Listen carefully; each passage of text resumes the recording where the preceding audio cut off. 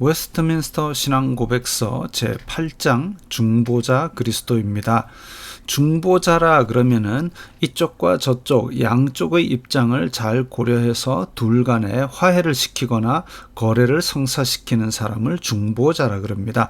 그런데 중개인이라고 하지 않고 우리가 평소에 잘 쓰지 않는 중보자라는 단어를 쓴 것은 하나님과 사람 사이에서 본인을 희생하여서 그 둘의 입장을 잘 조화되도록 만든 예수님의 어떤 유일한 독특한 사역이기 때문에 그래서 평소에 잘 쓰지 않는 단어인 중보자라는 단어를 사용했습니다. 하나님께서는 그 영원하신 목적에서 기쁘신 뜻대로 그 독생자 주 예수님을 하나님과 사람 사이에 중보자로 세우셨다. 자, 여기서 독생자라는 단어도 우리가 평소에 잘 쓰지 않는 단어입니다. 일반적으로 외아들 이라는 뜻으로 그냥 하나님의 외아들이라고 얘기하면 여러 아들이 있는 분이 아니라 오직 한 명의 아들이라는 뜻인데, 그런데 우리는 다 하나님의 자녀가 되었습니다. 그래서 하나님의 자녀가 예수님 혼자밖에 있는 것이 아니기 때문에 외아들이란 말도 정확하게 말하면 틀린 말이죠.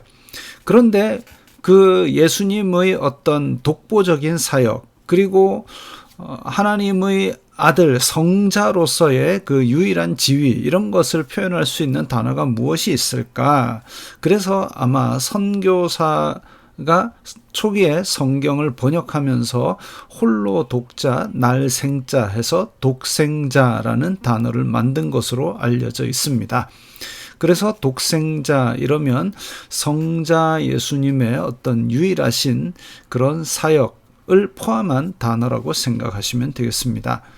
그러므로 예수님은 선지자와 제사장과 왕과, 자, 예수님의 삼중직이라 그럽니다. 선지자, 제사장, 왕, 교회의 머리와 구주가 되시고 만물의 후사와 세상의 심판자가 되셨다. 하나님은 영원 전에 그에게 씨가 되는 백성을 주셨다. 때가 이름에 그 백성은 그로 말미암아 속량되고, 속 이러면은 값을 치르는 것입니다. 그래서 속량되었다 이렇게 하면 예수님께서 그 빚진 것, 죄 값을 다 치루어 주신 것을 속량이라고 표현을 합니다. 부르심을 받고 의롭다 함이 되고 성화되고 영화롭게 함이 되었다. 자, 예수님으로 말미암아 이렇게 죄인들을 부르시고 의롭다 해주시고, 왜냐하면 예수님께서 그 값을 다 치르셨기 때문에 본인의 생명으로, 그리고 성화되고 살아있는 동안 이제 거룩을 향해서 계속 간섭하시기 때문에 우리는 예수님의 성품을 닮아가게 되고 영화롭게 함이 되었다. 이제 하나님 나라의 백성으로서 그렇게 거룩한 백성이 되었는데 이것은 이미 주어졌지만 우리는 아직 완성되지 않은 세상 속을 살아가고 있습니다. 하나님의 아들은 삼위일체 중의 제2위로서 아버지와 동일한 신의 본체이시니 영원하신 하나님 자신이시다. 삼위일체의 교리는 우리가 사람의 머리로서는 참 이해하기 어려운, 왜냐하면 이 세상 물질 세상에서는 똑같아서 비유할 만한 다른 어떤 것이 없기 때문입니다. 그렇지만 우리는 성경이 말하는 여러 가지 말씀들을 통해서 삼위일체, 성부, 성자, 성령 하나님이 세 존재가 계시긴 한데, 그런데 우리는 또 유일하신 하나님이라고 그렇게 이야기를 하고 있습니다.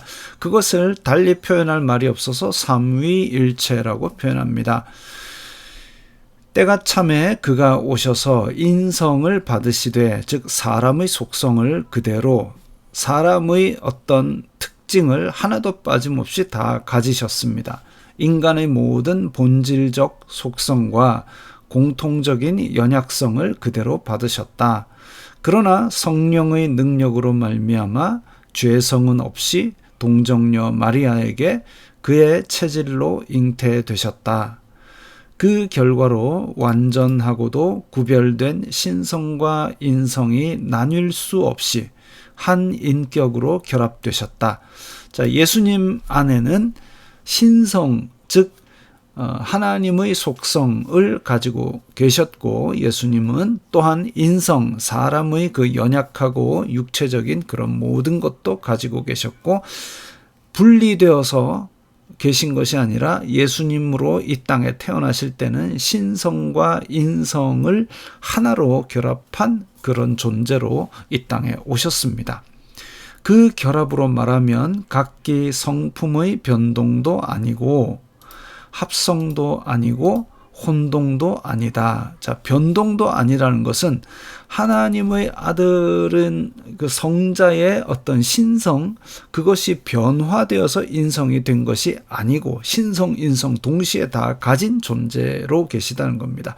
합성, 둘이서 합해서 새로운 어떤 하나의 다른 성질이 태어난 것이 아니라 신성, 인성 다 함께, 혼동도 아니다. 그래서 둘이서 하나로 이렇게 합쳐진 것이 아니라 신성, 인성을 동시에 그냥 가지고 계신 겁니다. 그 인격이 바로 참 하나님이시요 참 사람이신데 한 분 그리스도시요 하나님과 사람 사이에 유일하신 중보자이시다. 이와 같이 신성과 결합된 인성을 소유하신 주 예수님은 성별되셨고 거룩하게 구별되셨고 또 성령을 한량없이 받으셨다. 그와 동시에 그의 안에 지혜와 지식의 모든 영적 보화가 있었고 아버지의 기뻐하시는 뜻대로 모든 은혜가 충만하셨다. 그렇게 되신 목적은 그가 거룩하시고 악이 없으시고 더럽힘이 없으시고 은혜와 진리에 충만하셔서 중보와 보증의 직무 실행에 철저한 자격을 갖추시려는 것이었다. 그 직무로 말하면 그가 스스로 취하신 것이 아니고 아버지께서 그를 불러 세우셔서 모든 능력과 심판을 그의 수중에 맡기시고 그로 하여금 그것을 수행하시도록 명하신 것이다. 그래서 예수님께서 이 땅에 계실 때는 아버지의 명하신 모든 것을 다 이루기 위해서 그것을 목적 삼아서 달려가셨지요. 이 직분은 주 예수님께서 자원하시는 마음으로 받으셨고 그는 이 직분을 실행하시기 위하여 율법 아래 나셔서 율법을 완성하셨으며 친히 그의 영혼 속에 극도의 고뇌를 견디셨고 그래서 예수님께서 내가 고민하여 죽게 되었노라 라는 말씀까지 하셨습니다. 그의 몸에도 극도의 고난을 당하신 후 십자가에 못 박혀 죽으셨다.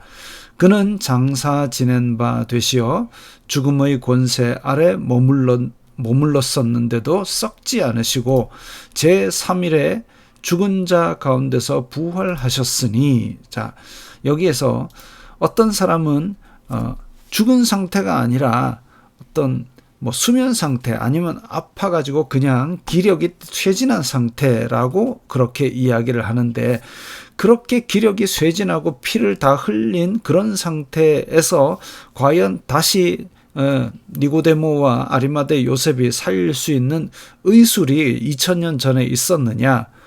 그렇게 생각하지 않습니다. 그냥 성경이 말씀하시는 대로 죽으셨다라고 하셨으니 죽으신 것으로 믿는 것이 더 쉽고 더 타당할 것입니다.